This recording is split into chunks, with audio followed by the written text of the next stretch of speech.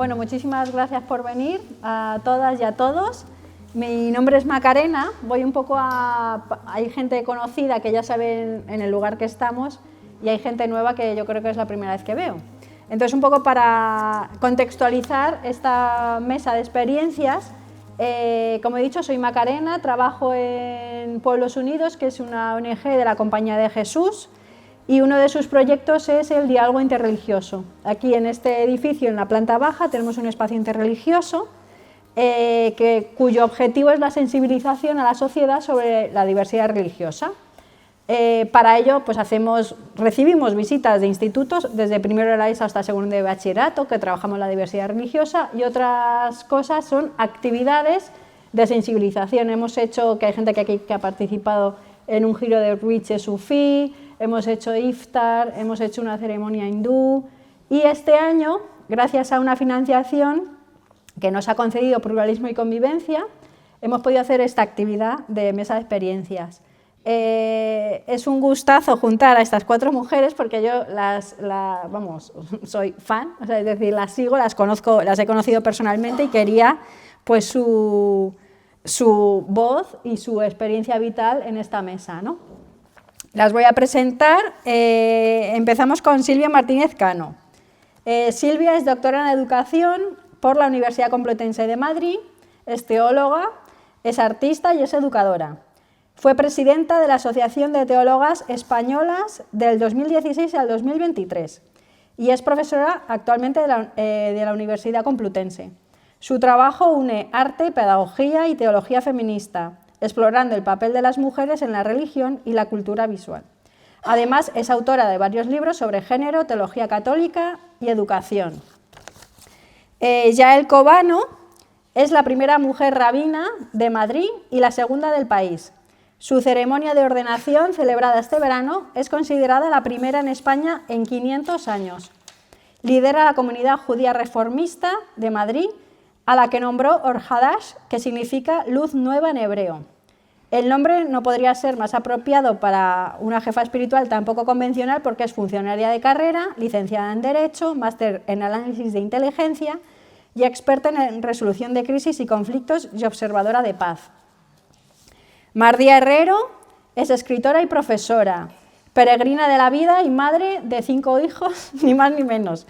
Doctora en literatura, máster en ciencias de las religiones, licenciada en filología hispánica y en historia, amante del sufismo, co-creadora junto a su marido Rafa Millán del canal de YouTube Psicología y Espiritualidad. Participa habitualmente en charlas, talleres, conferencias para hablar de sufismo, mística cristiana, teorías del imaginario y la maternidad sagrada. Y por último, Maya Amrane, licenciada en Ciencias de la Información y la Comunicación por la Universidad de Argel. En 2002 llega a España para cursar estudios doctorales sobre paz y conflictos en la Universidad Jaume I. Y luego, desde 2006, trabaja en el ámbito de la intervención social, habiéndose especializado en la gestión de la diversidad cultural, la construcción de la convivencia y la lucha contra el racismo y la discriminación. Sus intereses se centran también en el feminismo y los movimientos por la igualdad entre hombres y mujeres, especialmente en contextos islámicos. Ha trabajado en servicios públicos y organizaciones privadas. Así que es un lujazo tener a estas 4 mujeres la idea es, yo voy a ir haciendo preguntas, no sé por dónde irá la conversación, pero va a ser una mesa, ¿vale?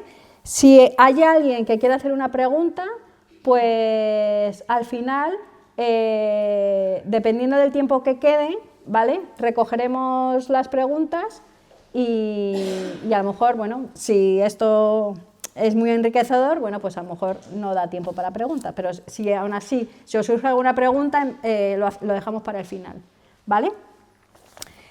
Pues eso, de nuevo, muchísimas gracias por venir y voy a empezar con Maya, con la primera pregunta. Margot Badran, autora del libro Feminismo en el Islam, dice: si el Islam debe responder a una época y un lugar en concreto, como las otras religiones, al mismo tiempo que debe permanecer coherente con sus objetivos. Tiene que leerse de un modo que cobre sentido en el contexto social de cada momento.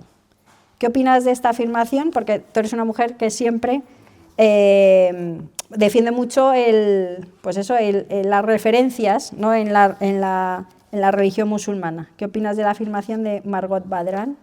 Vale, bueno, gracias. Buenas tardes. Lo primero, ¿cuánto tiempo tengo para responder a esta pregunta? Porque depende, puedo hacer la versión corta o la versión... Vale, es un poco corto, pero bueno. En realidad, bueno, Margot Badran, que es una historiadora y una feminista que participa del movimiento llamado feminismo islámico, o sea, es teórica, produce también muchos textos, etc. Aquí a lo que apunta a un elemento clave del Islam, que es, por un lado, el Islam ha venido en un momento dado de la historia a responder a una serie de necesidades, a transformar una realidad de opresión de manera general a las personas y de opresión a las mujeres de forma particular. Entonces, introduce una serie de cambios, pero al mismo tiempo el Islam invita a que nada debe ser estático. Es decir, que lo que vale para la Arabia del siglo VII, que es donde aparece el Islam, no necesariamente puede valer para la Colombia del siglo XXI, ¿sí? Y entonces, si aplicamos este espíritu de emancipación, de corregir todas estas opresiones en un sitio o en el otro, en un momento determinado de la historia y en otro momento determinado de la historia, y queremos no perder este objetivo, esta finalidad de corregir esta injusticia y de mantener y de transformar la realidad, lo que tenemos que hacer es adaptar. No podemos aplicar sin más una norma del siglo VII, trasladarla al siglo XXI, y tampoco una norma que vale en el Arabia Saudí, por ejemplo, con una serie de características, se puede trasladar sin más a otro contexto, como por ejemplo puede ser Colombia, ¿sí? Y eso, ella realmente no lo inventa, esta mujer, sino lo recuerda. Lo que está haciendo es recordarlo. ¿Por qué? Porque el Islam ya en el siglo VII incorporó un mecanismo que se llama el ijtihad, que es el esfuerzo intelectual de adaptación de las normas y de las lecturas y de las interpretaciones, de manera precisamente a no perder el espíritu de emancipación. Hay que adaptar, hay que cambiar y adaptar continuamente. Pues ella lo que hace es rescatarlo, recordarlo, este principio del ijtihad, del esfuerzo intelectual, y decir que esto se debe aplicar también a movimientos emancipadores actuales, como puede ser el feminismo islámico. Hay que releer los textos, hay que cuestionar muchas cosas que nos han vendido como sagradas e intocables en el Islam, y hay que hacer todas estas adaptaciones para poder volver al espíritu emancipador de hace 14 siglos y que se perdió en camino, porque efectivamente se perdió. Bueno, es muy difícil explicarlo en tan poco tiempo, pero bueno, por eso te preguntaba cuánto tiempo tengo. Nada. Como queda tiempo, pues ya sacaremos el tema. Muchas gracias. Para cambiar Mardia, normalmente, o sea, tú has dicho nada es estático, normalmente siempre se ha asociado la imagen de Dios con un Dios Padre, ¿no? Y si tiene barbita blanca y en una silla entre nubes, mejor. Aunque en los últimos tiempos sí es cierto que se está hablando de Dios Madre. ¿Qué es para ti la dimensión materna de la divinidad? ¿Y cómo se refleja en tu día a día? Muchas gracias, Macarena. Quería coger el hilo desde ahí, ¿Sí? Porque me ha parecido muy interesante lo que, claro, desde ambientes, solo lo apunto, desde ambientes wahabis se insiste en que la puerta de las tijad está cerrada. Sí.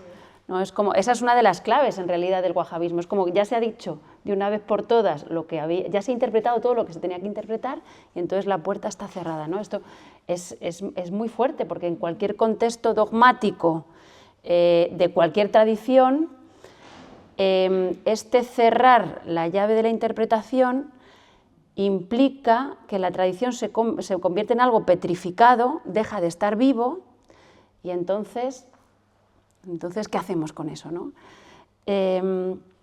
Por otro lado, hay una cosa que a mí Claro, yo vengo de un contexto, y ya cojo el hilo por lo que me dices, Macarena, yo vengo de un contexto posmoderno. O sea, yo nací en una familia posmoderna, vivíamos en Móstoles, una ciudad posmoderna también, de tal manera que no he tenido, y mis padres eran muy liberales, ¿vale? He tenido una formación católica en el sentido de que me bautizaron, hice la comunión, pero eso no sirvió para, digamos, resolver una sed, sobre todo de sentido, que tenía muy fuerte, pues, y que empezó a emerger en la adolescencia. Eso me llevó a una búsqueda, pero una búsqueda más que religiosa, más que de una tradición concreta o de una tradición que estuviera acorde con mi corazón, era una búsqueda de sentido. Hay un sentido en la vida tiene sentido, ¿y cuál es el sentido si lo hay, ¿no? Entonces, ahí yo me encuentro con el Camino de Santiago, y en el Camino de Santiago, con 23 años, de repente es como que se le da la vuelta al calcetín de mi vida. Empiezo a vivir primero sincronicidades muy fuertes, que me hacen ver que lo que sucede no depende del azar, sino que está puesto ahí para permitirme desatar nudos anímicos, pero también espirituales, y que está puesto ahí, de alguna manera, como una fuerza materna que guía lo que me sucede, ¿no? Esta es como la primera experiencia de sentido que tengo yo fuerte con 23 años haciendo el Camino de Santiago. Y entonces, a partir de ahí, me pongo a buscar, y de repente, y aquí va lo de la maternidad, me encuentro, unos años después, con un maestro sufí chipriota. Era un maestro sufí, el sufismo es la mística del Islam, turco-chipriota, y eso me cambia completamente la vida. Y entonces encuentro un grupo sufí y a partir de ahí empiezo a practicar. ¿Y qué es lo que yo encuentro allí? ¿No? Pues es muy difícil de traducir, pero sobre todo me topo con un rostro materno de la divinidad. ¿En qué sentido? Esto se puede leer, por ejemplo, casi todos los capítulos del Corán empiezan por Bismillah, Rahman y Rahim.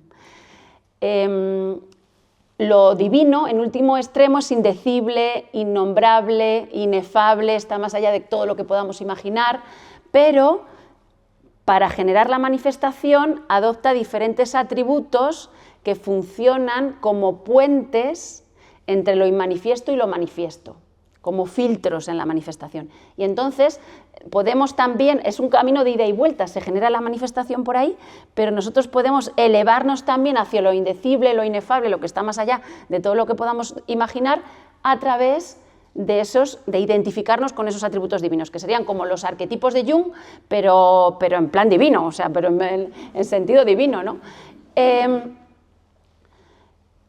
Y uno de ellos, es que es maravilloso, 2 de los atributos divinos son los que se dice, y por eso casi todos los capítulos del Corán empiezan por ahí, se dice que son los atributos que utiliza lo inefable para generar la manifestación, las vías por las que la genera, ¿no? Y estos son Bismillah y Rahman y Rahim.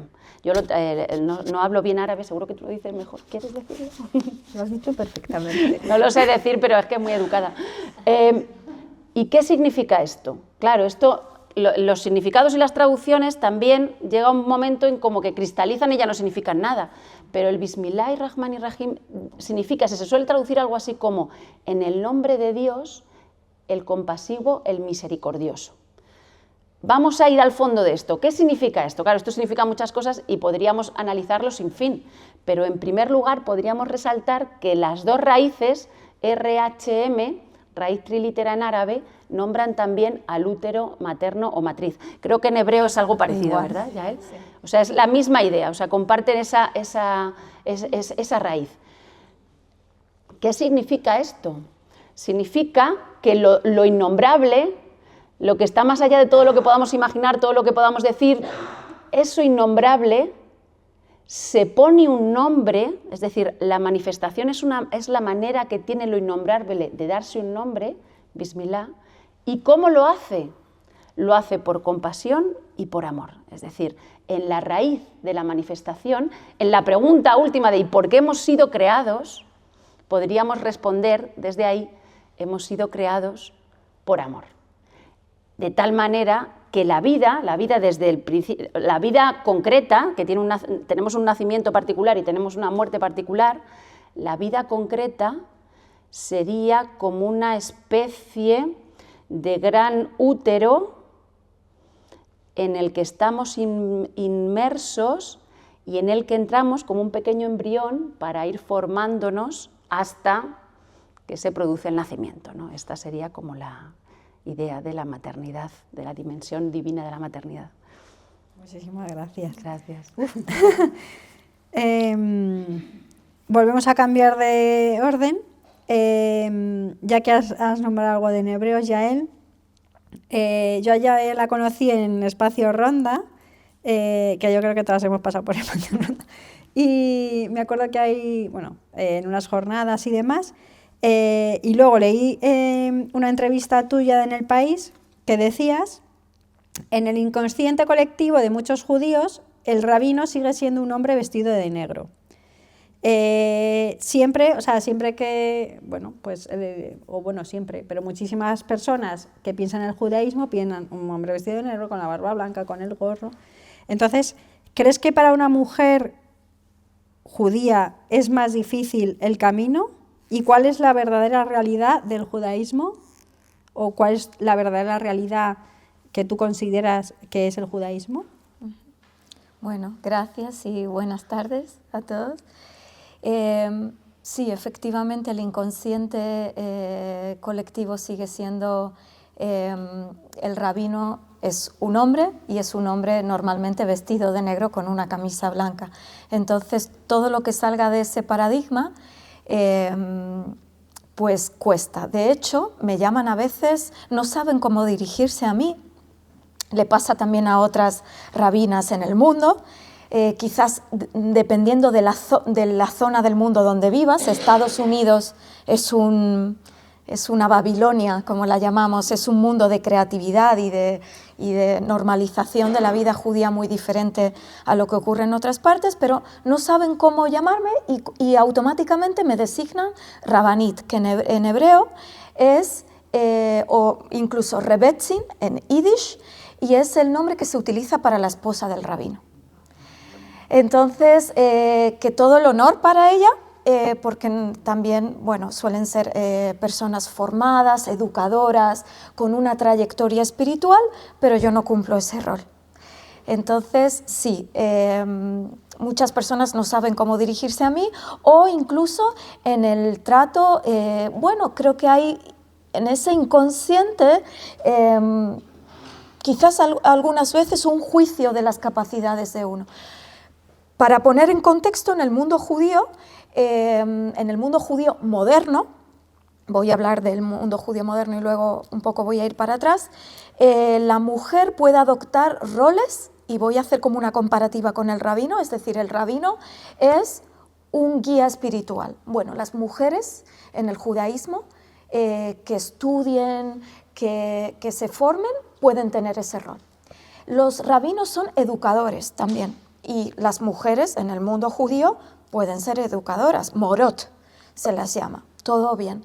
Pero quizás donde quizás chirría un poco la cuestión es la figura del rabino, como también el que creo que también ocurre en el Islam, es el que puede dictaminar o ser juez para una cuestión de la ley judía. De la ley judía no es otra cosa que las normas que luego se llevan a la práctica y que regulan la vida de un judío. Se me ocurre un divorcio. Entonces ahí va una parte jurídica y pareciera que las mujeres, ¿no? Esa figura más vamos a llamarle de dayán, de juez, pareciera que no.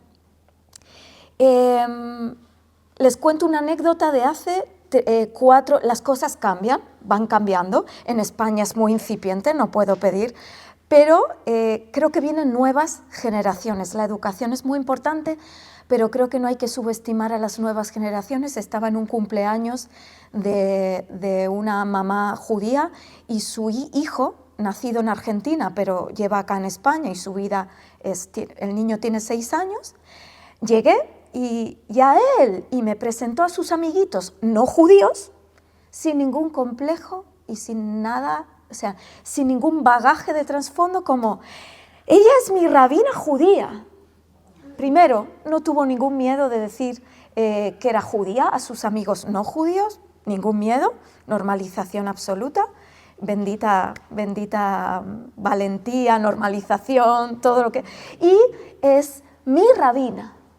Ahí creo que las nuevas generaciones van marcando... ¿Por qué sucede esto? ¿Por qué sucede lo que contaba del inconsciente colectivo? Bueno, creo que las mujeres, y no solo pasa en la tradición judía, han estado de alguna forma apartadas de determinados cometidos que tienen que ver con lo religioso. En el mundo judío, y voy a hacer una generalización, una explicación breve y muy generalizada, pero quiero marcar, las mujeres no siempre han estado ausentes de lo que tenga que ver con, por supuesto, de la práctica espiritual, que pueda ser estudiar, que pueda ser la práctica espiritual, también tiene que ver con los actos cotidianos. Las mujeres judías no han estado apartadas. Ojo. Luego hay alguna matización de por medio, pero dependiendo de cada época, los rabinos dejaban que las mujeres accediéramos a determinadas situaciones. Véanse, y le cuento para ser más específica, éramos peritos de cuestiones que tenían que ver con la mujer, es decir, salud de la mujer, véase ginecológica, que por supuesto el hombre no entraba, y se le daba el resultado de ese peritaje a la mujer con total confianza. No había que luego justificar y venir a rectificar algo, no. Y las mujeres hacían una valoración de lo que fuere en su contexto. Esto ha dependido, imaginaros, muchos siglos de vida judía y bueno, ha ido así. Y el acceso también a la interpretación de los textos que decía Maya, pues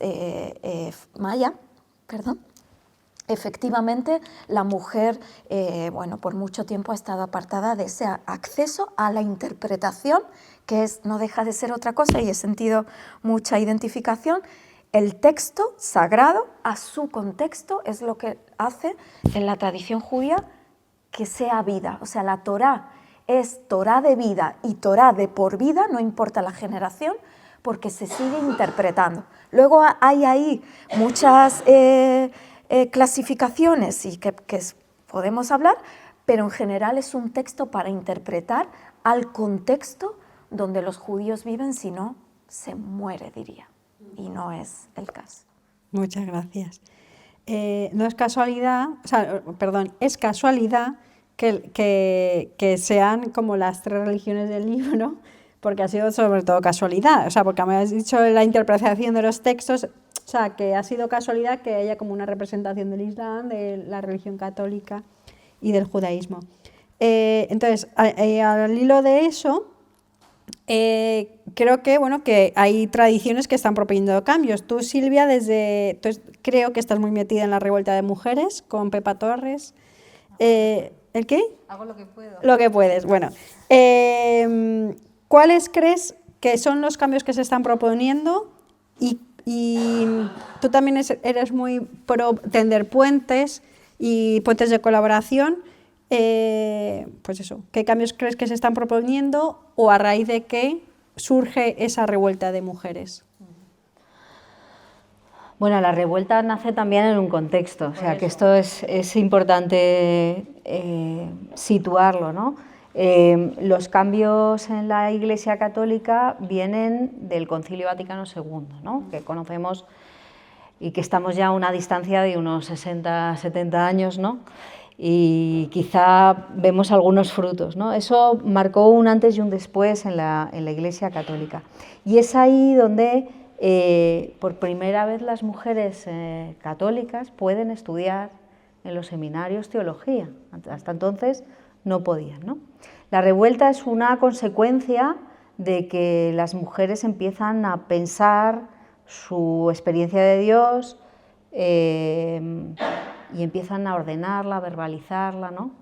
Hay un movimiento muy fuerte en los años 80, en una federación, en concreto en España, que se llama Mujeres y Teología, y que son las primeras que van a acceder a esa formación y se van a empezar a plantear cosas. Por ejemplo, antes comentaban mis compañeras sobre la dimensión femenina, ¿no?, de Dios, ¿no? ¿Por qué Dios es masculino, ¿no? Esta es la primera reflexión de los años 50, incluso antes del concilio, de una famosísima teóloga que es Mary Daly, ¿no? Si a Dios le imaginamos como varón, pues entonces el varón es Dios, decía ella, ¿no? ¿Cómo evoluciona esto? Pues recuperando también la propia escritura, ¿no? Para nosotros, en la tradición que también está hermanada con el mundo judío, recuperar también aquellos elementos que Jesús toma de su propia tradición y que en ellos se encuentra una dimensión de cuidado, ¿no? Tú hablabas antes de la compasión. El Dios que presenta Jesús, el Abba, ¿no?, el que él llama, ¿no?, papá, es un Dios misericordioso, es un Dios cariñoso, y no tanto poderoso, sino que es poderoso en el que es todo cariñoso, ¿no? Esto es una expresión súper bonita, ¿no?, poder decir que Dios es todo cariñoso. Y desde ahí hay como una búsqueda de que esto se haga práctica, o sea, que no sea solo una reflexión a partir de la experiencia de cada una de nosotras, sino también esto qué efectos prácticos tiene en la comunidad cristiana. Si estamos hablando de que todos contamos, que todos debemos ser cuidados, que las mujeres tienen experiencia y que esa experiencia se puede compartir porque es igual de valiosa que la de los varones, pues entonces eso supone un cambio también comunitario. Y ahí es donde surgen estos dos movimientos. Al principio, en el siglo pasado, Mujeres y Teología, y ahora, después del 2018, con este movimiento tan fuerte del 8M que se dio en el 2018, pensamos que la mejor manera era recuperar esa fuerza, ¿no?, transformativa. En realidad no es, las reivindicaciones dentro de la comunidad cristiana no es más que ser verdaderamente comunidad cristiana, ¿no?, que es ser iguales y ser iguales juntos. No es ni decir ahora lo nuestro es mejor ni nada por el estilo, sino esto es valioso para todos y nos hace mejores creyentes, ¿no?, y nos hace mejores personas en sociedad y en aquellos elementos que nos hacen sufrir del mundo roto y que podemos transformarlo siendo comunidad, ¿no?, y dando alternativas para vivir solidariamente, justamente, ¿no? Entonces ahí la experiencia de las mujeres, que estaba como muy velada, muy invisibilizada, muy en segundo plano, lo que hace la revuelta de las mujeres es reivindicar que esto tiene un valor no solo para las mujeres, sino también para los hombres cristianos, ¿no? Y ahí estamos, ¿no?, intentando mover, también en los cambios que están surgiendo a partir del pontificado de Francisco y ahora continuando con León XIV, y movilizando sobre todo desde lo pequeño, ¿no?, desde los lugares pequeños, lo que llamamos nosotros diócesis o iglesias locales, movilizando ahí para que se vean estas alternativas. Muchas gracias. Has hablado de mujeres, me gustaría, Mardía, que contaras tu experiencia en Chipre, leí una entrevista que decías, tuve una experiencia de sanación entre mujeres en Chipre. Entonces, no voy a desvelar más, que contaras un poco y si ese espacio, desde ese momento, lo has encontrado en otro sitio a lo largo de tu vida o no, o qué surgió en ese espacio y cuál fue tu experiencia en ese espacio.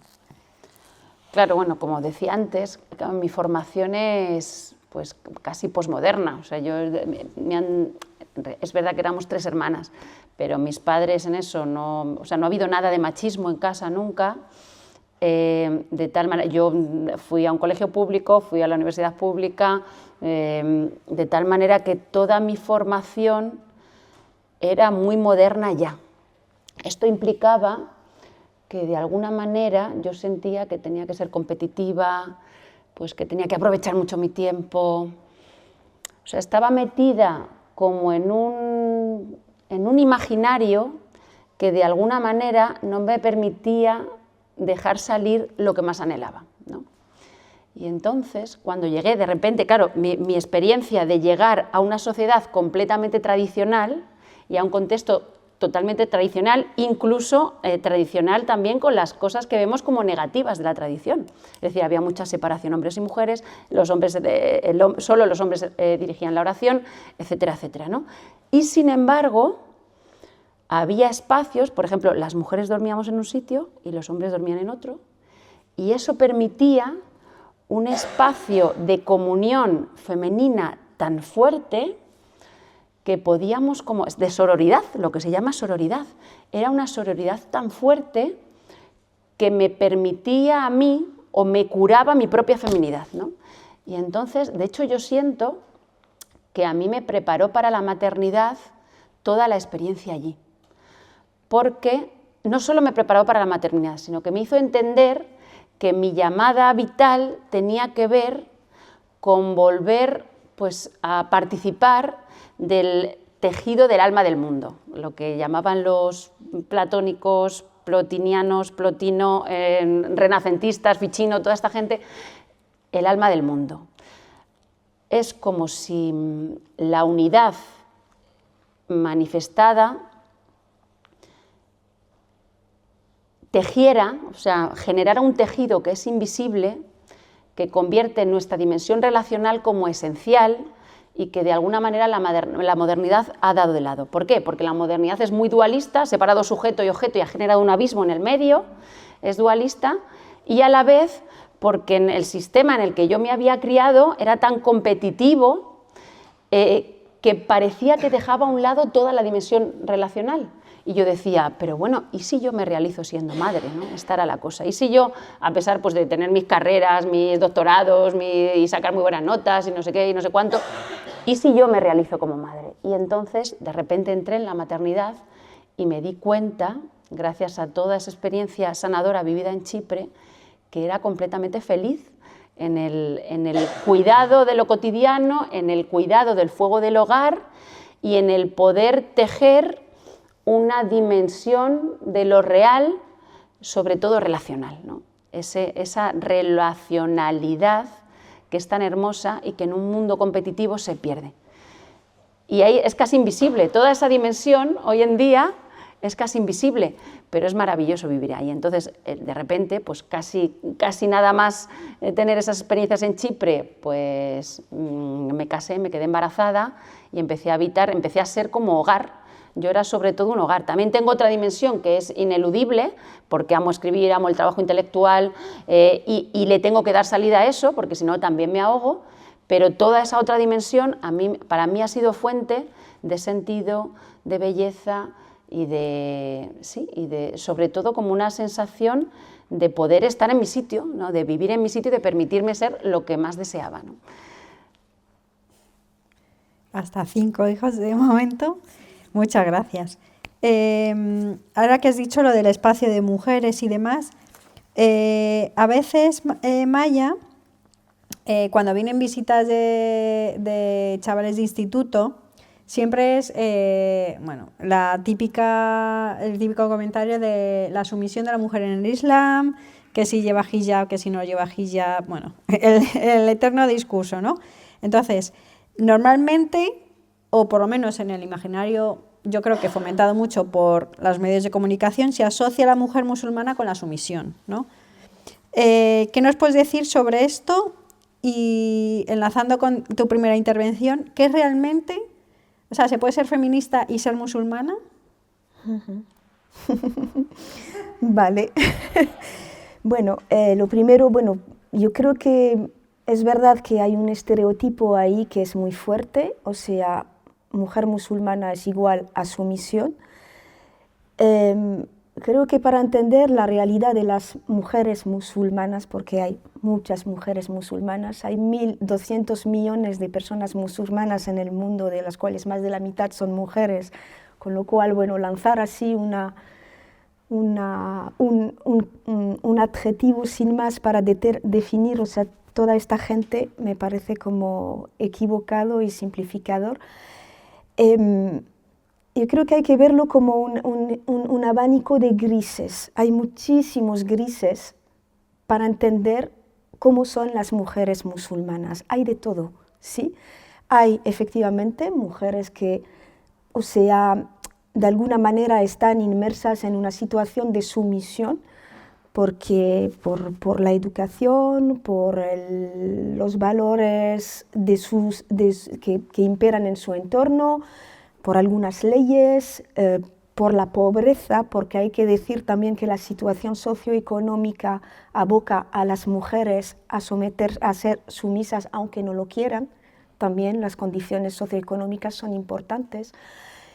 Y luego pues tenemos también a otras mujeres que son a veces, bueno, sorprendentemente para el mundo occidental aún más espabiladas, entre comillas, es decir, libres, autónomas, etcétera, que muchas mujeres en el mundo occidental. Y estoy hablando de mujeres que viven en países islámicos, ¿eh? No estoy hablando de mujeres musulmanas que viven en contextos occidentales, donde las leyes les ayudan, etcétera, no. Y realmente, para ser honesto, sí, es que hay que reconocer que efectivamente hay un problema de desigualdad, hay un problema de injusticia, pero hay que hilar fino también, uno, para entender los factores, que no todo se debe a la sumisión, a una sumisión asumida por las mujeres, y dos, abrir los ojos sobre toda esta diversidad, todo este abanico muy amplio de mujeres. Dicho eso, en los países islámicos, en los entornos islámicos, en los contextos islámicos, existen movimientos también que buscan la igualdad, al igual que en cualquier parte del mundo. Hay mujeres que son, movimientos que son laicos, es decir, que beben del feminismo occidental laico, ¿sí?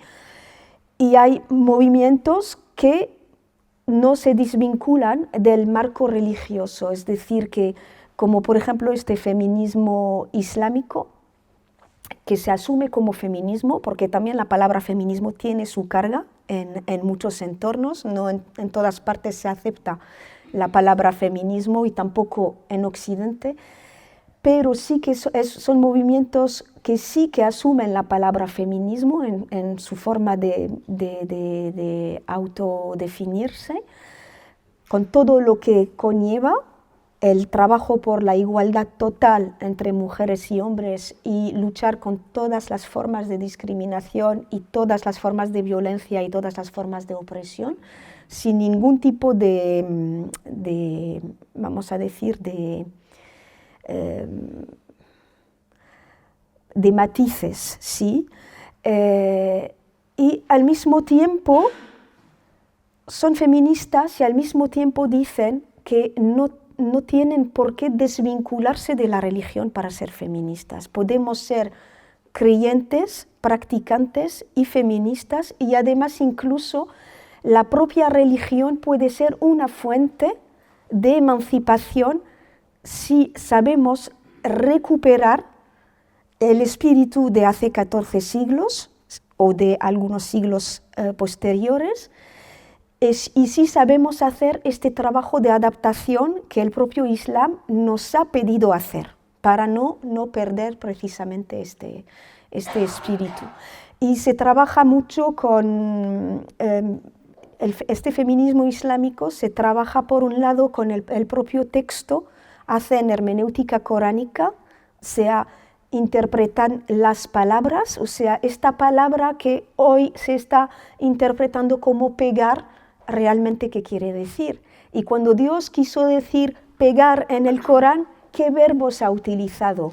Porque sabemos todas que hay un versículo que algunos entornos en el mundo islámico utilizan para justificar que el hombre puede pegar a la mujer, ¿sí? Hay unos imanes incluso en España que han apelado a este. Y entonces, por dar un ejemplo, este movimiento cuando trabaja, por ejemplo, con este versículo y dice, a ver, vamos a ver, este verbo, hablando de hermenéutica coránica, vamos a ver en el resto de todo el texto este verbo qué significado ha tenido, ¿sí? Y vemos que este verbo no se ha utilizado para el significado de pegar. Y luego vamos a ver, cuando Dios quiso decir pegar, qué verbo ha utilizado. Y vemos que ha utilizado otro verbo. Entonces, porque hoy estáis interpretando el significado de un verbo de acuerdo a una acepción moderna de este verbo, cuando hace 14 siglos este verbo se utilizó con otra acepción, ¿sí? Entonces, se hace... Es un ejemplo de trabajo que se hace con muchas cosas, ¿vale? Se hace otro trabajo que es el de... Lo hacen gente con muchísimo conocimiento de la lengua árabe, porque hay que tener un gran conocimiento de la lengua árabe. Se hace también de acuerdo a conocimientos antropológicos de las tradiciones árabes de aquella época, ¿sí? Para contextualizar también los versículos e interpretarles de acuerdo al contexto. Se hace comparando con lo que dijo el profeta, porque en el Islam hay dos fuentes. Hay que entender que el Corán, para los musulmanes y las musulmanas, el Corán es palabra divina, no es palabra del profeta Muhammad, ¿sí? Muhammad no ha sido más que una correa de transmisión que ha recibido y ha transmitido. Y luego la segunda fuente sí que son las propias palabras de Muhammad, ¿sí? Entonces vamos a ver, para interpretar el Corán, de acuerdo sobre una cuestión determinada, y Muhammad de su cosecha propia, lo que llamamos la sunna, los hadices, que ha dicho y cómo ha actuado. Y vemos que efectivamente hay una contradicción entre lo que se está interpretando hoy en día y lo que dijo e hizo Muhammad. Entonces, ¿cómo podéis justificar estas cosas si el propio Muhammad dijo que no? ¿Sí? Dijo que no a la violencia contra las mujeres. Creyentes, no peguéis a vuestras mujeres. Hay un dicho del profeta muy claro con esto. Entonces, ¿cómo hoy en día venís a decirnos que este verbo significa que sí que hay que pegar a las mujeres? Esa es otra fuente. Y luego hay otras fuentes también, que es el trabajo con la historia y rescatar a lo largo de la historia muchísimos ejemplos que han sido totalmente... ¿cómo se dice? Sepultados, exactamente, hacer ¿cómo se llama esta disciplina científica para arqueología? Gracias. Hacer esta arqueología y a lo largo de la historia sí que hay muchísimos ejemplos para ilustrar y llevar la contraria a todo este corpus que han generado hoy, han generado el patriarcado para justificar la sumisión y para justificar la dominación masculina, ¿sí?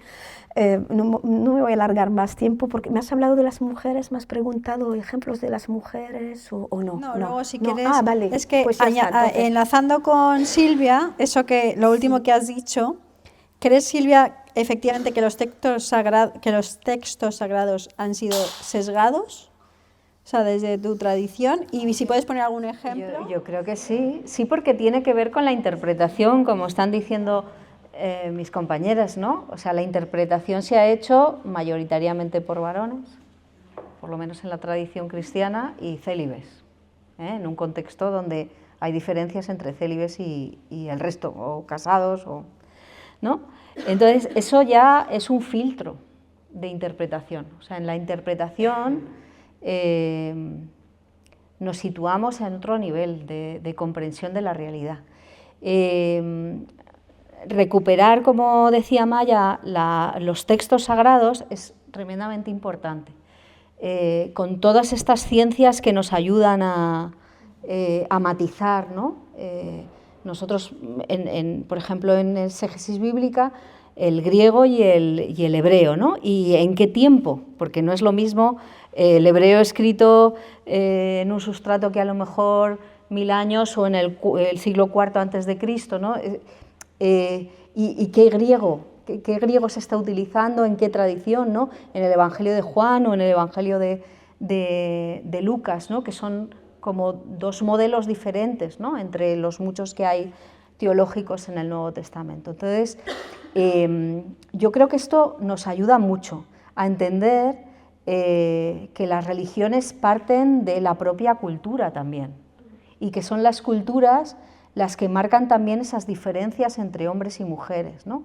Yo me estaba acordando cuando se escuchaba que uno de los, cuando estudias algo de historia del feminismo europeo, hay que acordarse que el feminismo europeo no empieza con las sufragistas. Empieza mucho antes, en el siglo XVII, cuando unas señoras que son de familias burguesas, y que en Inglaterra y en Francia era muy elegante que las señoras burguesas supieran leer y hablar bien, tener conversación, tocar el piano, todas estas cosas, y lo primero que empezaban a leer para tener cultura y entretener a las visitas era la Biblia. Y entonces de repente hay unas señoras como Mary Astle que dicen, oye, pero es que en la Biblia lo que dice mi cura de mi parroquia no es lo que pone aquí, ¿no? O sea, fijaros la interpretación, cómo yo leo un texto y luego transformo ese texto en mi propia mirada sobre la realidad, ¿no? En el momento que las mujeres estamos matizando, porque en el fondo lo que hacemos es matizar nuestros textos, nuestras propias tradiciones, ¿no? Y poner en diálogo cuestiones que antes se obviaban. Es cuando de repente empieza un debate muchísimo más rico, donde es necesaria toda la participación que podamos, ¿no? Entonces yo creo que sí, que los textos necesitan ser interpretados, y necesitan ser interpretados por muchas personas con miradas diferentes, y ahí entran hombres y mujeres. Incluso me atrevería, si me permitís, también los niños, porque los niños miran la escritura de otra manera.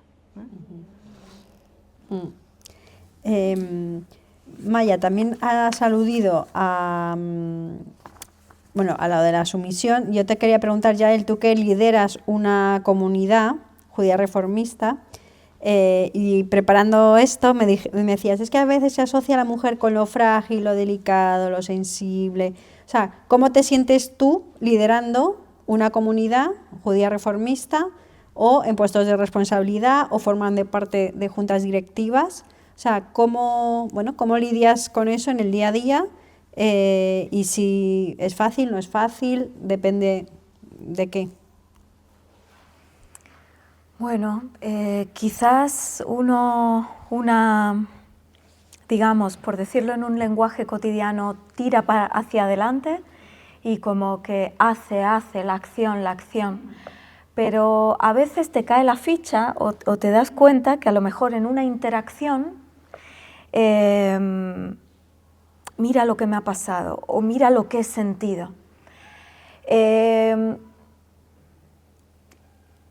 Es verdad que y voy a hablar del mundo judío en España, institucionalizado, comunidades judías, han estado por muchos años, son comunidades jóvenes, institucionalizadas fuertemente después de la dictadura, pero es verdad que hombres han sido los que han estado en puestos, ya no hablo religiosos, sino en puestos, de cómo normalmente las comunidades están formadas. Hay unas juntas, hay unos núcleos de decisiones para esa comunidad religiosa. Y es verdad que mayormente han estado habitados por hombres, lo cual no es ajeno a otras comunidades y otras tradiciones, ¿no?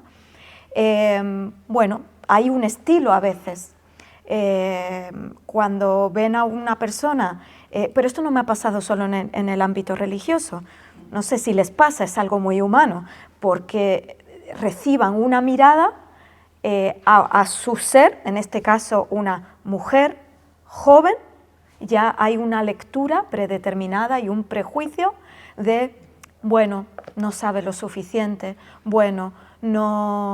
o de una exigencia superior, o sus formas no son duras y contundentes. Creo que hay mucha confusión en eso. Creo A mí me gusta ver a los seres humanos con todo lo que nos conforma. Creo que aquí se ha mencionado por las compañeras que el ser humano, y en la Biblia lo dice, Betselem Elohim, somos a imagen y semejanza de Dios. Y en Dios, aunque de nuevo el inconsciente y el imaginario y los verbos y el atributo pareciera que es un hombre, no sé en otras tradiciones, en la tradición judía, la presencia divina, que es Dios, es femenina, es la Shejinah. Entonces, creo, o sea, si vamos a las fuentes, creo que todos tenemos de todo. Regem, decía Mardía, el útero es algo, bueno, femenino, y es un atributo, el compasivo, porque un útero acoge y te protege, da ese calor en la mística a la creación, ¿no? a lo creado. No solo lo tienen las mujeres, no solo lo tienen las mujeres. Actitudes asertivas y de liderazgo no solo lo tienen los hombres. Una actitud de escucha no solo la tienen las mujeres, por aquello de pacientes. No, creo que eso hay que trascenderlo ya. Creo que todos tenemos de todo. Y si mi comunidad es conocida, o entre nosotros, nos definen así: cuando voy hay una energía femenina que te acoge y te da la bienvenida. Puede ser verdad, es verdad, y me encanta y estoy orgullosa de ello, pero creo que hay una ética detrás que no deja. Dentro de la ética judía está Achnasat Orhim, la bienvenida, desde lo cálido, desde la ética, desde la práctica cotidiana. Creo que hay muchas otras cosas que se unen, en este caso, porque la presencia femenina es fuerte en mi comunidad, no la única, y los hombres que hay también tienen su parte masculina, femenina, y todo conforma lo que somos. Creo que hay que trascender. Creo que todos partimos de un reflejo divino y creo que, pero sí ocurre. O sea, a tu pregunta, en la cotidianidad ocurre, pero insisto, no solamente me ha pasado en el ámbito religioso, en ámbitos laborales, el propio prejuicio de porque eres una chica joven, o incluso la creencia de que uno no ha transitado, es verdad. Yo no he transitado, tengo 44 años, no todavía, espero Dios me conceda vida, todavía tengo muchas cosas que transitar que a veces están pensadas, o se cree que solo está que alguien que tenga un recorrido de vida, es decir, una edad y canas, puede hablar y tiene la autoridad. Creo que, no sé, el ser humano pasa por muchas situaciones en la vida, aprendizajes de los que también puede hablar, puede compartir, puede tener autoridad. Pero vuelvo al inicio, existe, y creo que una respuesta desde el ámbito religioso es que el ser humano tiene la presencia divina en sí, entonces muchos atributos masculinos y femeninos habitan en uno, y eso es lo que tiene que desde ahí emerger. Muchas gracias. Está tan interesante. ¿Alguien quiere hacer alguna pregunta? ¿Nadie? Bueno. ¿Por allí? Si no, si os da vergüenza, la escribís y la pregunto yo, ¿vale? Si tuvierais... Esto es una pregunta para las 4, ¿vale? Que se me ha ocurrido.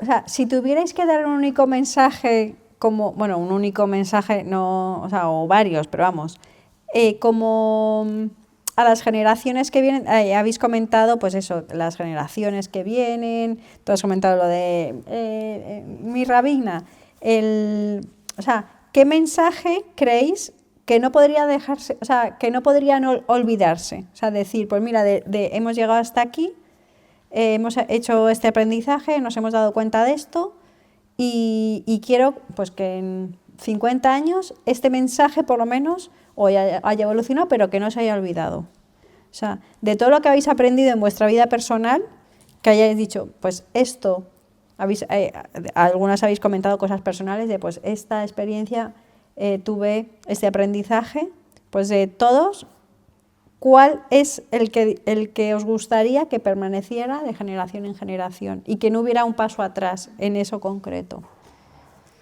Pensarlo, ¿alguna quiere empezar? Puede ser, pues eso, respecto a cosas más técnicas o no, o experiencias, o... ¿Puedo empezar? Sí, sí, sí. Mira, a mí me parece, esto para mí es un aprendizaje vital, que es que Dios nos quiere juntos y juntas. Que Dios nos quiere juntos y juntas. Nos quiere juntos en comunidad. Yo creo que esto es una experiencia de las tres religiones, ¿no? Luego me lo decís vosotras, ¿no? Y que además nosotros estamos en un momento de cambio epocal, es decir, tú comentabas, ¿no? Que estamos en el tiempo de la posmodernidad, en el pluralismo, ¿no? Donde han cambiado un montón de cuestiones, donde nos cuestionamos si verdaderamente el progreso nos lleva a donde creíamos que nos iba a llevar. Esto ya no existe, ¿no? Y se vive la vida muy en el presente, y eso genera muchísimo conflicto, muchísima violencia. Estamos rodeados constantemente de intereses de todo tipo, ¿no? Y los equilibrios políticos y económicos nos marcan la agenda diaria, ¿no? Y yo creo que el papel de las religiones tiene que ser un papel mediador. Yo creo que la experiencia que nos lleva a sentarnos y a hablar de que las religiones son plurales. Yo vivo la religión como una forma plural de tener esa sensibilidad cristiana, ¿no? De seguimiento a Jesús. Me parece que eso hace, o me ha hecho darme cuenta de que tenemos un papel mediador en la sociedad muy potente, y que en cierta manera deberíamos ser alternativa a un patriarcado que no se ha ido, ¿no? Es decir, a unos sistemas de dominación y de abuso de otras personas que no se ha ido, lo que está haciendo es mutar. Entonces, ¿de qué manera las religiones hacemos una reflexión de que nosotros sí que como comunidades nos transformamos para ser alternativa? Yo creo que la transformación pasa también por una sensibilidad feminista, es decir, todos y todas juntas. Y esto para mí es alternativa, creo.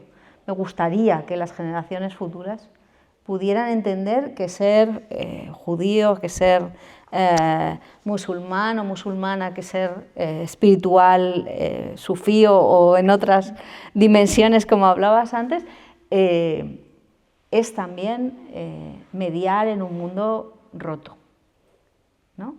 Creo que no damos ejemplo ahora. Creo que estamos más todavía en un proceso muy lastrado, que el pasado nos lastra. Pero yo creo que los feminismos dentro de las religiones están ayudando a esa transformación. Lo que no te sé decir es cuánto va a tardar. Pero creo que sí que vamos hacia allá, ¿no? Uh-huh. ¿El resto? Bueno, continúo. Creo que diría dos. Uno más que lo marcó siempre la tradición judía. De hecho, hay un relato, un midrash, un cuento, donde básicamente se dice Ve'ahavta lereaja kamoja, ama a tu prójimo como a ti mismo, y lo demás es comentario, ve y estudia. Esta conversación la tuve el otro día con alguien en otro contexto, y decíamos, nunca en el judaísmo se sintetiza o sea, la cosmovisión judía no deja, siempre acoge esa complejidad o tensiones. Bueno, aquí es como, aquí se es muy determinante, y aquí se dice, ve'ahavta lereaja kamoja, ama a tu prójimo como a ti mismo, y todo lo demás, que es todo lo que, o sea, es todo lo que alberga esa complejidad, ve y estudia. ¿Qué significa amar? ¿Qué significa tu prójimo? ¿Y qué significa ve y estudia? Para un comentario espectacular y para todo un debate. Pero sí es muy claro. Y algo que a los chicos no dejo también muy,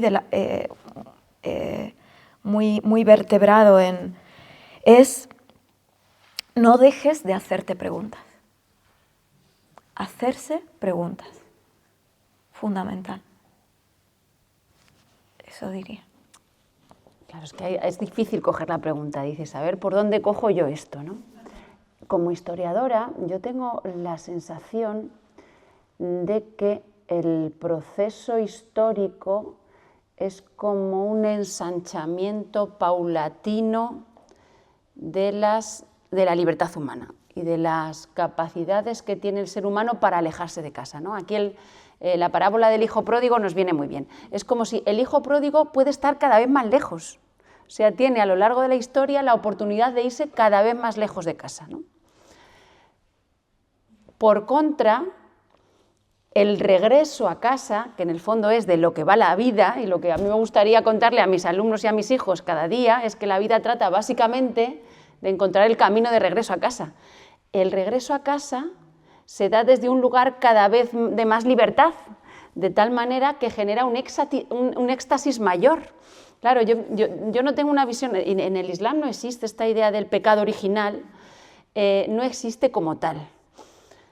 Hay algo hermoso en la manifestación, o sea, la divinidad se despliega por amor, es decir, se desborda a sí misma por amor. Esto, Ibn Arabi, que es el gran místico sufí murciano, además, era español, podría reducimos su mensaje a la síntesis mínima, ¿y qué es para él? La prevalencia absoluta de la misericordia.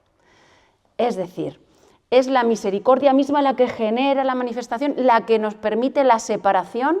El padre le empuja al hijo pródigo y permite que estemos cada vez más lejos, pero solo para que cuando hagamos ¡bum! Y nos volvamos de regreso a casa, el éxtasis del regreso sea más fuerte porque es más consciente, porque es más libre, ¿no? Sería esa manifestación de la vida como una aventura apasionante. Y me gusta mucho lo que ha dicho Yael porque, claro, yo hace años di un curso de cábala y sufismo. Pensando en esto. Sí, di un curso impartimos entre mi marido y yo un curso sobre cábala y sufismo, ¿no? Y entonces yo decía, a ver, ¿y cómo tendemos el puente, ¿no? Porque en realidad el judaísmo y el islam están muy cerca, o sea, muy, muy cerca. Claro, sorprende que luego las dinámicas históricas y políticas sean tan complejas, porque si vas al meollo de la cuestión, están cerquísima, ¿no? Y yo decía, ¿y cómo hago yo? ¿Dónde se unen? Y entonces digo, la síntesis, porque Ibn Arabi siempre decía, haced la síntesis. Este era el gran mensaje del maestro murciano, haced la síntesis.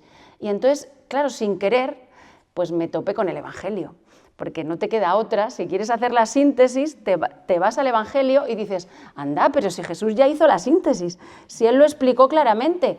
Y es que es curioso, ¿no? Porque cuando a Jesús le piden la síntesis de la ley, Él dice lo que los judíos mismos decían, amarás a Dios sobre todas las cosas, ¿no? El Shema Israel, y al prójimo como a ti mismo. ¿Y esto qué es? Es Dios cada vez será más trascendente, la divinidad cada vez estará más lejos y puedes trazar la vertical sin fin hasta elevarte y elevarte y elevarte, o ir a lo profundo, a lo profundo, a lo profundo, por un lado, y por otro lado, la horizontal, el prójimo, cada vez va a estar más cerca de ti mismo, ¿no?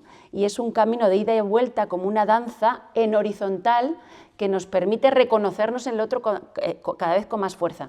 El gran paradigma de esta realización histórica de la síntesis del mensaje de Jesús es Francisco de Asís, que claro, él en su búsqueda de emular el Evangelio dice, a ver, ¿cómo puedo hacer yo para parecerme hasta el fondo a lo que Jesús hizo y a lo que Jesús dijo? Y entonces dice, pues claro, lo que tengo que hacer es, por un lado, mata al padre, ¿no? Ya no quiero estar contigo, le dice al padre, y entonces Dios va a estar cada vez más elevado y cada vez más hondo en su corazón, por un lado, y por otro lado empieza a convertir en hermanos a todo lo que se va encontrando al lado. Y entonces cuando se encuentra la piedra, el hermano es una piedra, cuando se encuentra el lobo, el hermano es un lobo, y cuando se encuentra el cordero, el hermano es un cordero. En ese anhelo de ensanchar su corazón, cada vez más en vertical y cada vez más en horizontal, como decíamos, el límite de su imaginario, ¿dónde está? Pues en el sarraceno, en el musulmán de época de las cruzadas. Y entonces el tío coge y dice, pues me voy a ir a hablar con el sultán.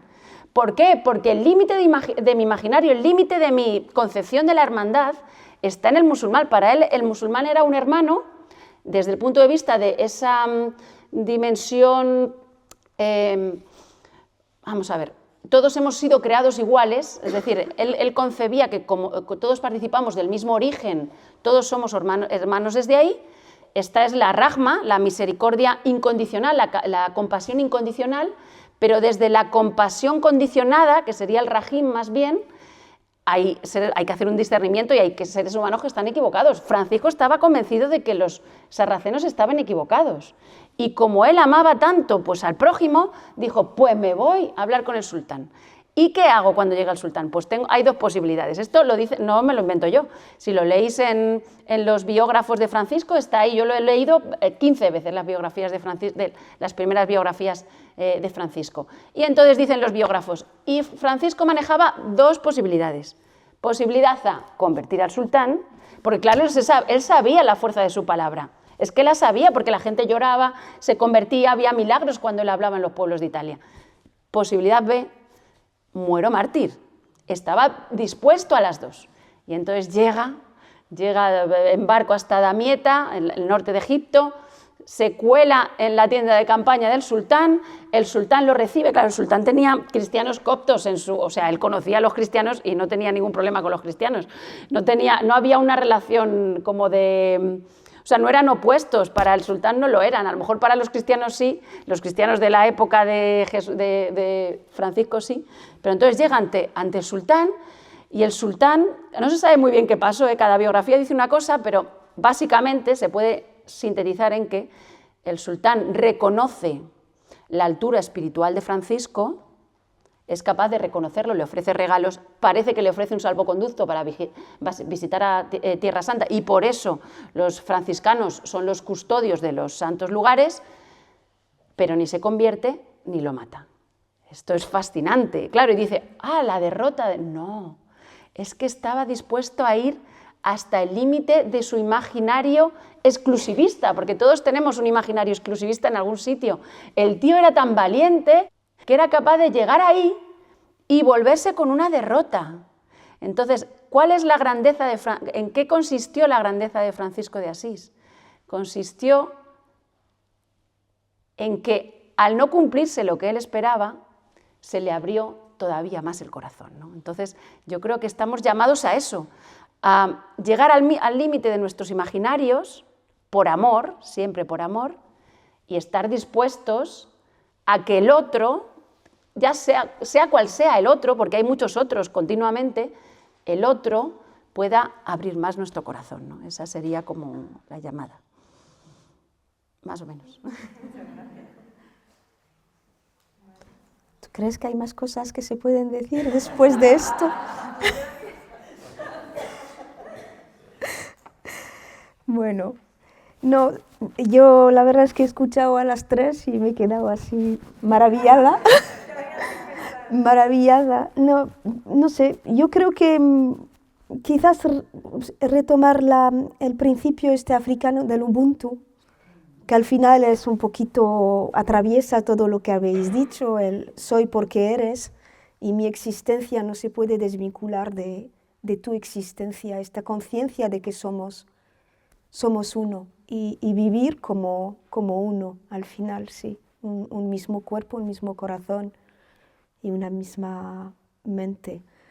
Y pues eso, yo creo, no tengo mucho más que añadir porque ha sido maravilloso escucharos. Otra pregunta para las cuatro, que es que ahora escuchándoos, Si tuvierais que dejarnos una pregunta, porque es que, o sea, todas las intervenciones, por lo menos a mí, me surgen millones de preguntas. O sea, escuchando, pues surgen preguntas, de algunas, a lo mejor incluso me siento identificada con muchas cosas, pero si tuvierais que, pues eso, que dejar una pregunta desde vuestra mirada femenina de la tradición, que fuera como una invitación bueno, a los que estamos aquí o a los que vean el vídeo, ¿qué pregunta dejaríais? ¿No? Que a lo mejor está un poco relacionado, es que como tú has dicho ya, no dejes de hacerte preguntas, ¿no? Que se me ha quedado eso ahí, no dejas de hacerte preguntas, pero es que preguntas hay miles de preguntas. Entonces, desde la mirada femenina, o sea, ¿qué aporta la mirada femenina y qué pregunta deja un pozo que, pues eso, que no deje ningún ser humano de hacerse esa pregunta?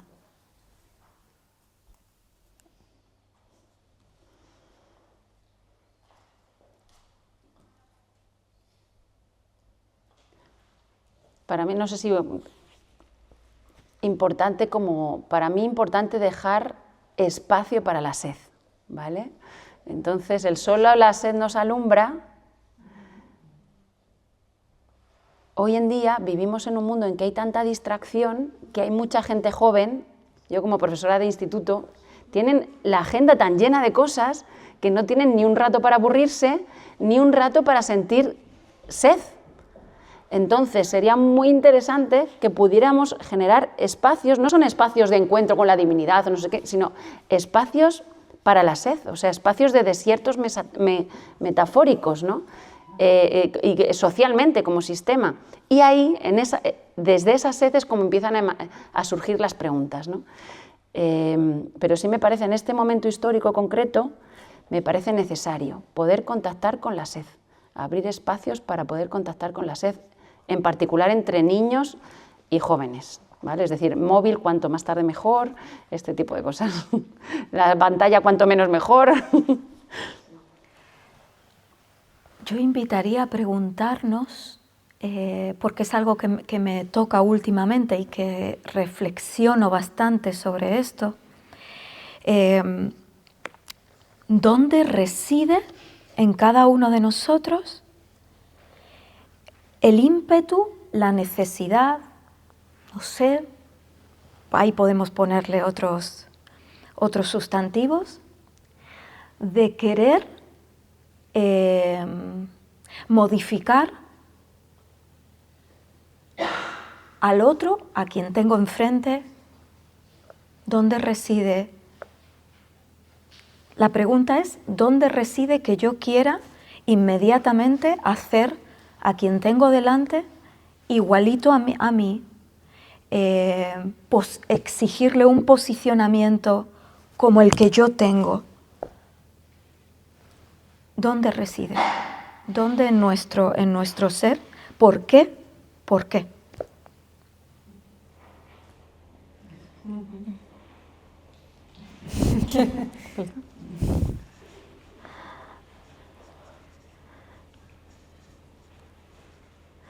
A mí me venía escuchando un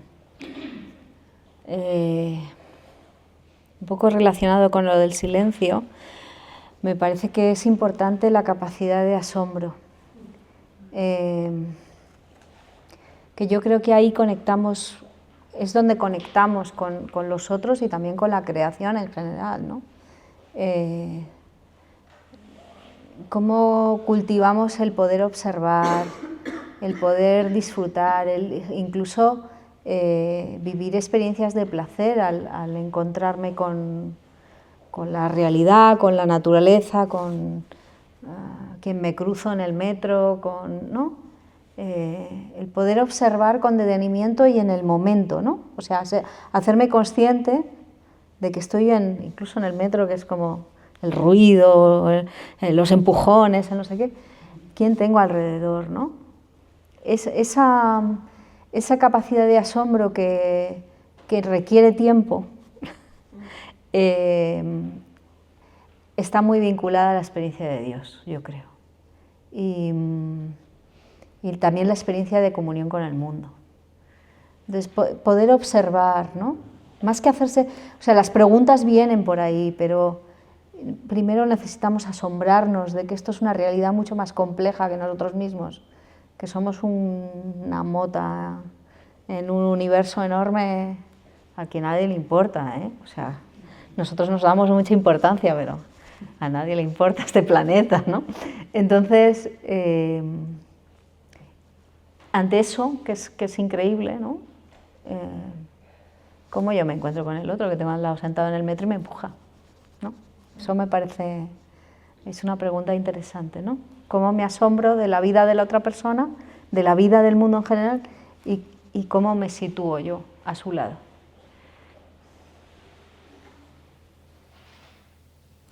Si me permites, en hebreo le llamamos akarat hatov. ¿Qué significa?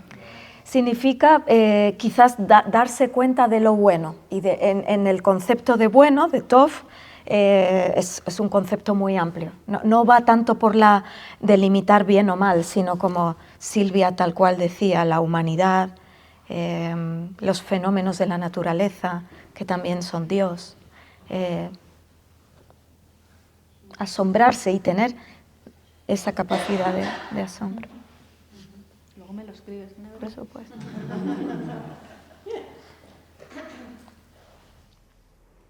¿Me miráis otra vez?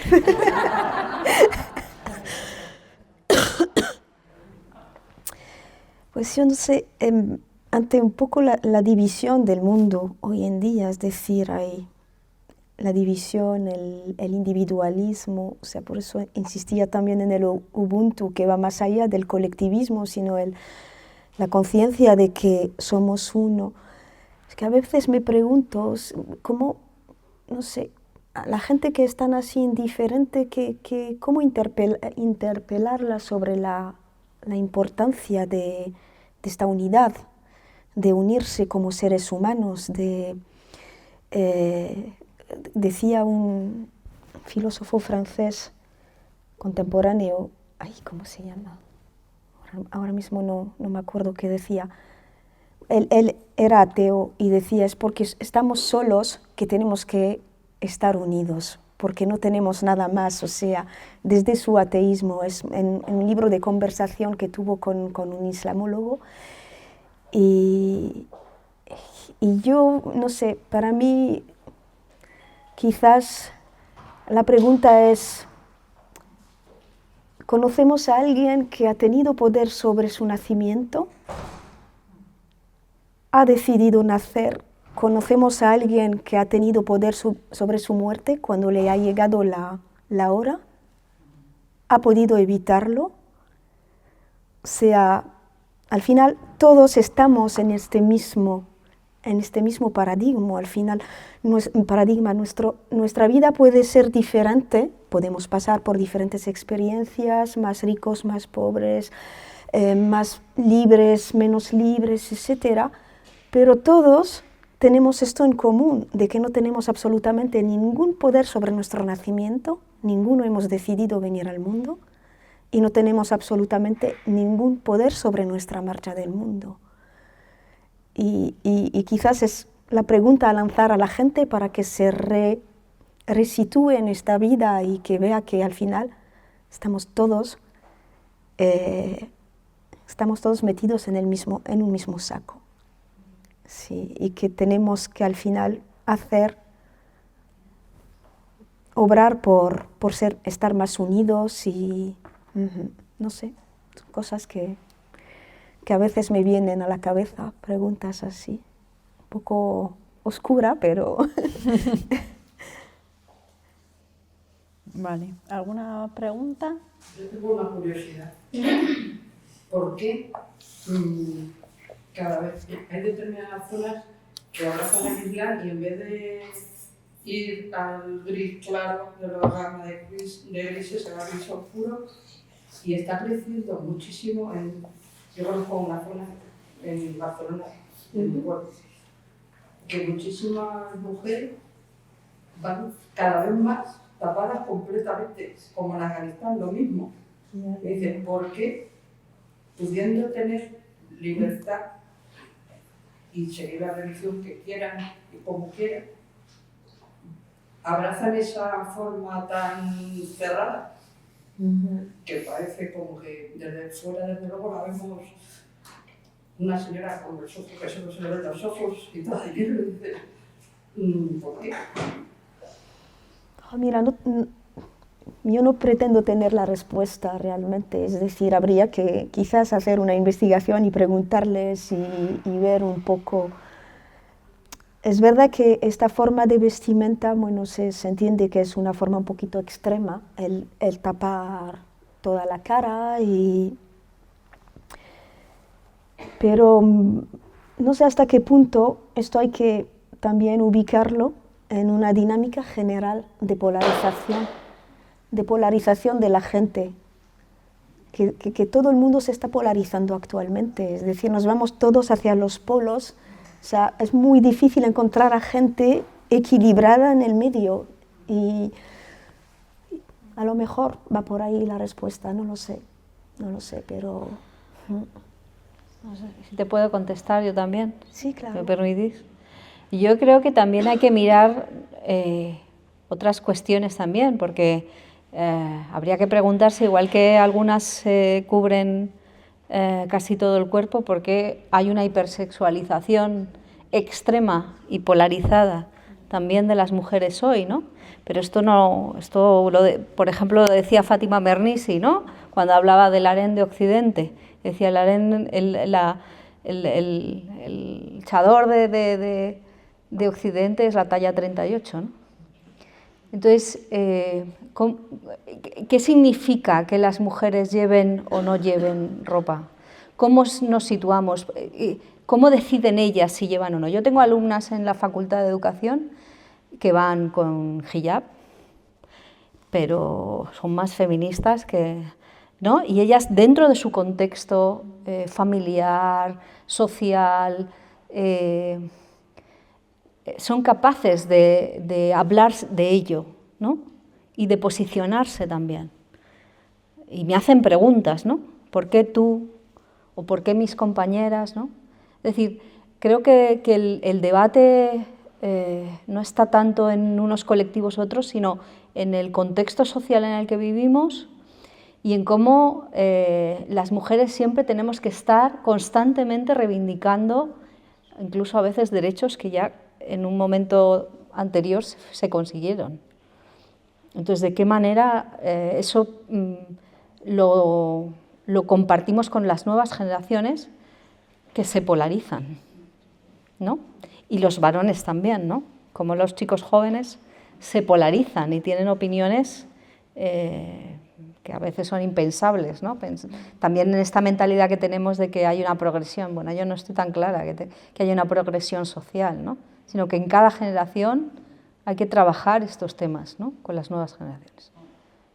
No, y son dinámicas muy complejas. Yo he conocido a muchas hijabis y he hablado mucho, y muchas veces es una dinámica de rebeldía. Claro, es siempre un diálogo entre diferentes sistemas o cosmovisiones, y entonces si tú ves que tu identidad está en peligro, necesitas protegerte más, ¿no?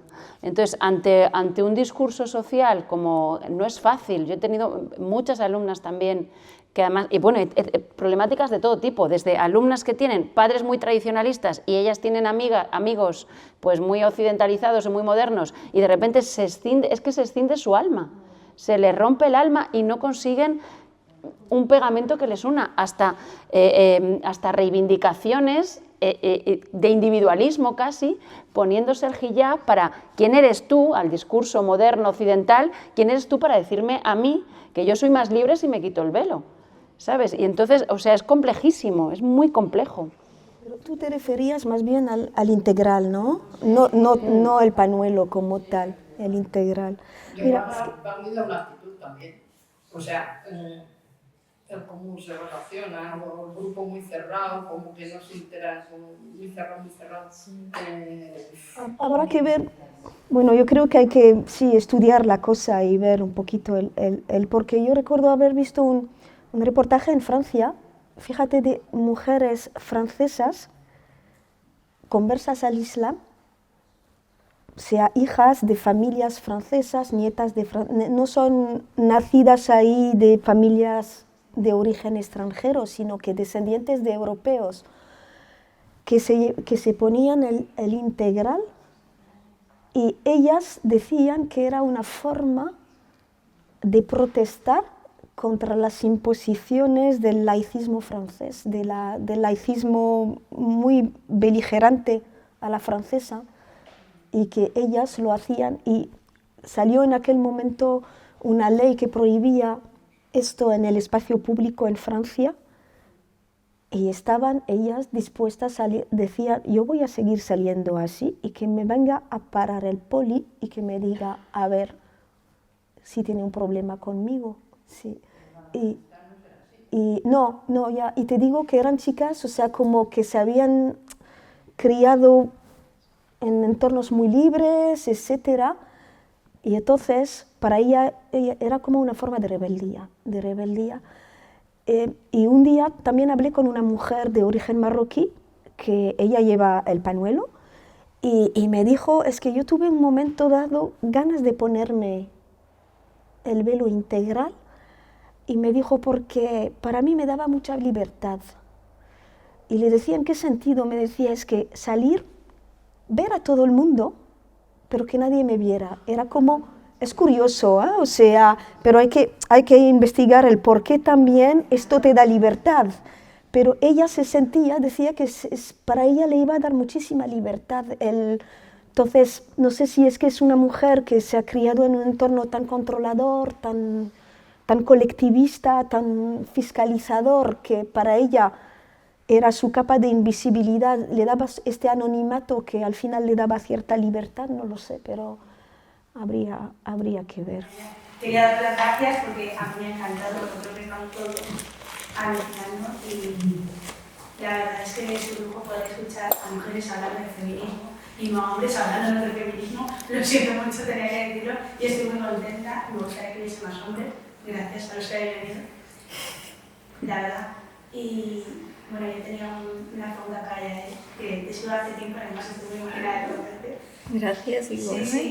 Y quería preguntarte si has sentido que ahora ser la mujer rabina con tus colegas rabinos, porque has hablado de los fieles vuestros, de cómo se han elegido aquí. Si has sentido condescendencia por su parte, no me imagino que de todos, pero sí de alguno, o paternalismo hacia ti, al ser la única mujer, y cómo te has podido enfrentar a ello, si es que lo has sufrido, si no, pues me alegro.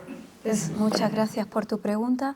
Mira, aquí en el contexto local, que es en el que más me muevo, voy a hablar de la ciudad, estoy sola, o sea, la mayoría son hombres rabinos, y con ellos he intentado entablar algo que es también muy inherente a mi persona, o sea, que es ir a donde voy ante su presencia como fuera con respeto. Yo no voy a imponer a esa persona que obligatoriamente me reconozca como rabina, él lo sabe, hay otros colegas con los que sí, a nivel local, que me reconocen como tal y hablamos de temas, otros no me lo ha verbalizado, pero yo entiendo que desde su forma de habitar el judaísmo y de vivirlo, yo no entro en esa figura, pero la verdad es que siempre he ido con respeto, con un saludo por delante y con una conversación de donde humanamente hemos podido entablar. Más allá, no. He ido a pedir una brajá, una bendición a algún rabino y me la dio. Y bueno, y ha habido otros que quizás, no a mí directamente, otro, que quizás sí que pues ha venido a decirle a otra persona pues que mi figura pues no es natural en su cosmovisión, en su manera de vivir el judaísmo. Pero gracias a Dios acá en la cotidianidad es desde como no, o sea, no me cabe concebirla desde ir con el respeto y hasta, yo sé hasta dónde puedo entablar, y desde donde podemos entablar ese diálogo, ahí estamos, fenomenal. Y si no, pues no, va a estar bien. Y no imponiendo. ¿Quién quería preguntar? Por aquí. Bueno, gracias, lo primero, que me ha encantado, de verdad, como daba. Y yo quería preguntar, en este mundo tan convulso y tan lleno de, efectivamente, esta manera de comunicarnos de un modo un poco violento y abrupto, pensamos ahora en los adolescentes y la realidad que yo vivo en las aulas como profe, ¿cómo podemos? La pregunta es, ¿cómo podemos transmitirle a los adolescentes la espiritualidad, la conexión con la espiritualidad y la religión sin que lo sientan como una imposición? ¿Y cómo hacer que conecten cuando han perdido esa capacidad de admiración, de parar, porque están entre pantallas y entre este sistema de la productividad en el que estamos todos metidos, adultos y niños, porque todos, claro, los niños o los adolescentes son como son porque lo ven los adultos. O sea, esto es así, los primeros que deberíamos parar somos nosotros para poder transmitirlo, pero ¿cómo hacer? ¿Cómo conectar con ellos? ¿Cómo hacer que de algún modo, en algún punto conecten con alguna semilla? Si tenéis alguna sugerencia, yo estoy encantada de escuchar. Yo esta pregunta me la hago todos los días cuando voy a entrar a clase. ¿Y hoy qué puedo hacer? ¿No? Es como, ¿y hoy qué? Entonces, yo te digo lo que me funciona a mí a veces, pero no siempre. Por lo menos que a mí me vean entusiasmada. O sea, yo por lo menos transmitir entusiasmo yo, o sea, a lo mejor no les voy a enseñar nada, pero el poema que les leo me gusta. Que vean que amo lo que hago, y luego después, cuanta más sinceridad, mejor también. Cuanta más sinceridad con ellos, porque los niños, hijos, alumnos, saben perfectamente lo que tienes en el corazón. O sea, puede que no aprendan bien a interpretar un texto, pero lo que tú tienes en el corazón, eso lo leen perfectamente. Y luego, para los niños pequeños, o sea, aquí como madre, a mí me funciona mucho, aunque también me tengo que pelear a veces, pero me funciona mucho contarles cuentos por las noches, cuentos en general, pero en particular por las noches, que sean significativos, porque a los niños pequeños los cuentos significativos les gustan, historias de santos, mitos importantes, es decir, historias significativas. Y luego para mí funciona mucho también sacarles mucho al campo, es decir, caminar por el campo, porque es algo que normalmente les divierte. Es más difícil sentarlos a meditar, no los vas a sentar, o a rezar es muy complicado, pero sacarlos al campo de tal manera que tengan una conexión directa con la naturaleza, bien. Y luego, en la medida en que tú, o sea, todo lo transmites, si consigues conectar en tu vida con una dimensión amorosa, de cuidado de los demás, de tratar bien a la gente, pues eso lo leerán también, ¿no? Sin mucha pretensión, yo siempre les digo a mis alumnos, no sé si os estoy enseñando algo, pero yo aprendo siempre. Y ya está. ¿Quién tenía por ahí preguntas? ¿Puedo añadir? Sí. La capacidad de asombro no se pierde, porque eso nos define como seres humanos. O sea, los gatos, aunque los acariciéis mucho, no tienen capacidad de asombro. Lo que quieren es que les miméis. Pero nosotros nos diferenciamos, entre otras muchas cosas, en que tenemos capacidad de asombro. Lo que pasa es que si no se entrena, se atrofia. Claro. Yo en eso, por complementar un poco, soy muy fan de la educación lenta. Es decir, la educación lenta.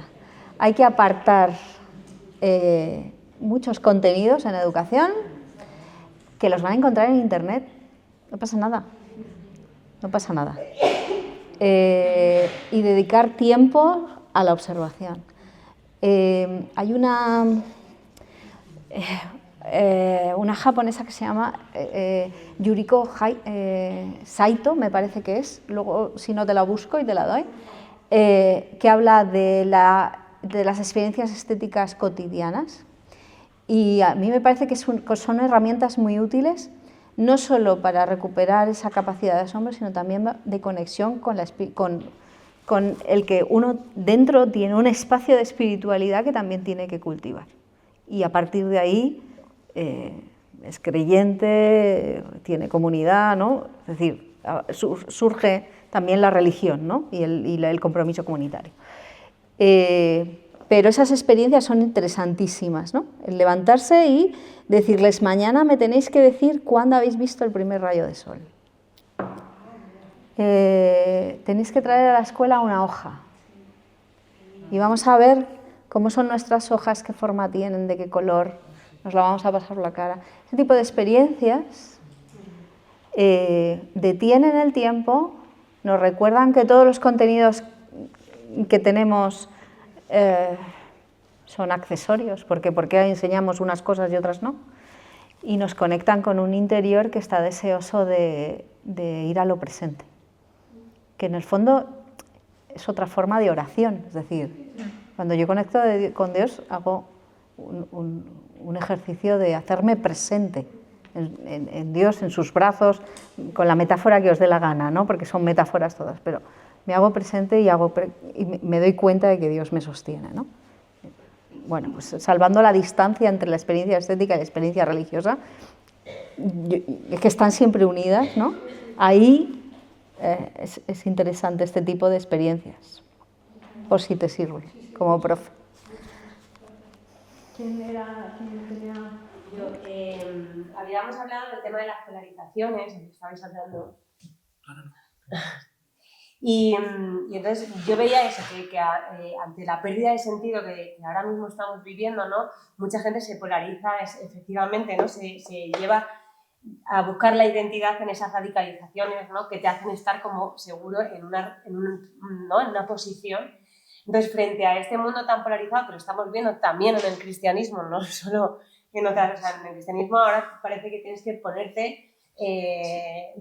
ser de derechas, tal, no sé qué, porque si no, no eres cristiana, y eso es así, ¿no? Y entonces, ¿qué pequeñas acciones concretas podemos hacer hoy, ¿no? Para ayudar a vivir desde este diálogo que se está dando aquí, ¿no? Desde la comensalidad de la acogida, ¿no? Todas las religiones compartimos ese sentarnos a la mesa, ¿no? Ese sentarnos a la mesa. Entonces, ¿qué acciones concretas podemos hacerlo y sobre todo desde esta mirada femenina?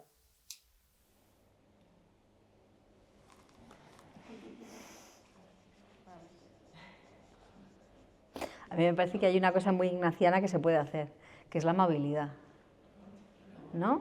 La amabilidad. En un mundo muy convulso, la amabilidad es un elemento absolutamente revolucionario, ¿no? Yo que soy de carisma marista, de los hermanos maristas, nosotros decimos la familiaridad, o sea, tenemos la puerta siempre abierta. Tú quieres entrar, entra, y si no, te quedas en el umbral o te quedas fuera, pero la puerta está abierta, ¿no? Esta idea, o te invita a comer, porque la mesa es mesa compartida. Quien venga sabe que tiene una silla. Este tipo de cosas yo creo que también se pueden llevar a otros ámbitos, al ámbito laboral, al ámbito relacional, amigos, familiar, a la escuela.